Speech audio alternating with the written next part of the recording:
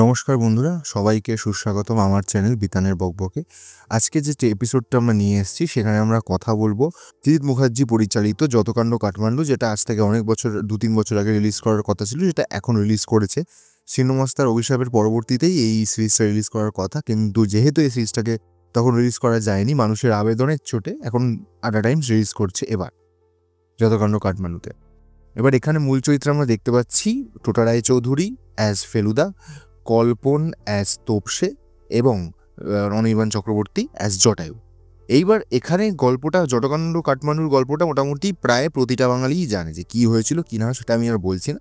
এখানে কি দেখানো হয়েছে আমি সেটা বলছি। এখানে ফেলুদাকে একটা নতুনভাবে প্রেজেন্ট করা হয়েছে, যেখানে Feluda is a normal life leader, এবং সেটা বর্তমানে 2025 সালে দাঁড়িয়েই আপনার মনে হবে যে এখনকার যুগটাকেই দেখানো হচ্ছে।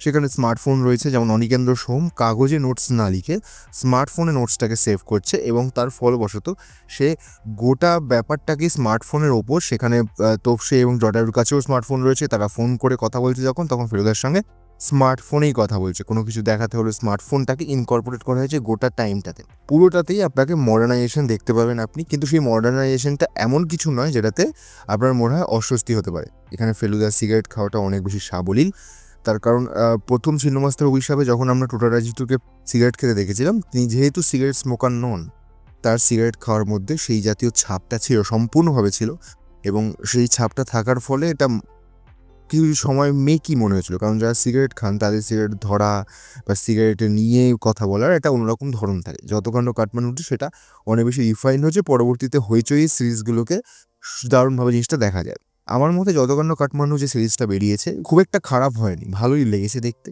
হ্যাঁ, কিছু কিছু ক্ষেত্রে, যেমন আমাদের বাংলা ইন্ডাস্ট্রিতে একটা উইকনেস তো আছেই সব কিছুতে, সেটা হচ্ছে আমাদের বাংলা ইন্ডাস্ট্রি ভালো করে অ্যাকশন করতে পারে না। They don't know how to do action.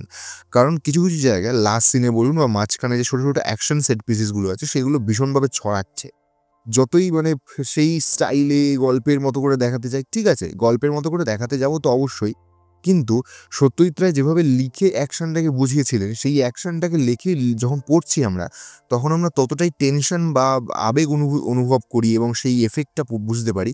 কিন্তু সেটা সেটা সৌমিত্র চট্টোপাধ্যায়ের পরবর্তীতে, মানে সন্দীপ রায় যখন সিনেমাটা বানাচ্ছেন, তখন থেকে পরপর যারা সিনেমা বানিয়েছেন, ফেলুদা বানিয়েছেন, সব জায়গাতেই অ্যাকশনের ক্ষেত্রে একটু কমতি দেখা যায়। কারণ বাঙালিরা অ্যাকশন করতে পারে না, মানে পারে না ঠিক নয়, আমাদের এখানে অ্যাকশন করানো হয় না। কিন্তু এই টোটা রায়চৌধুরী যখন স্পেশাল অপস 2-তে আপনার, তো সেখানে অ্যাকশন সেট পিসেসে একটু গণ্ডগোল তো দেখতেই পাবেন, যে লেখা পুরো যতটা মনে হয় কিন্তু অ্যাকশনে দেখা যায় না। আমার মনে হয় গল্পের অ্যাকশনটা যতটা লেখার সময় যতটা সহজ, ততটা মারামারিটাকে দেখানোটা অনেক বেশি কঠিন। তাই সেটাকে অ্যাকশনের মতো নিলেই গল্পটাকে গল্পের মতো দেখাচ্ছেন, ঠিক আছে, কিন্তু অ্যাকশনের ক্ষেত্রে ওই কাজটা না মেরে অ্যাকশন কোরিওগ্রাফার দিয়ে অ্যাকশনটাকে ডাইরেক্ট করে ঠিকঠাকভাবে করলেই বেটার হয়। এবার যদি আসিস তার পরের ঘটনায়, মানে কথায়, যেখানে হচ্ছে মগনলাল মেঘরাজ। মগনলাল মেঘরাজের চরিত্রে আমরা দেখেছি খরাজ বন্দ্যোপাধ্যায়কে।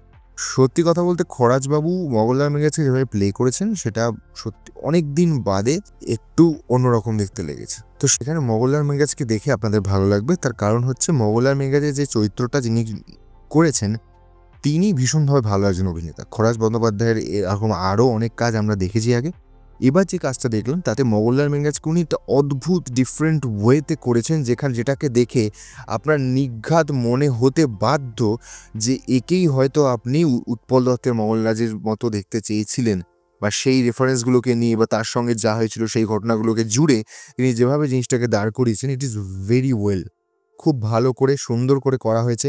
Maganlal Meghraj super duper. এরপরে কিছু খারাপ জিনিসে আসবো, যেগুলো আমার ব্যক্তিগতভাবে খারাপ লেগেছে।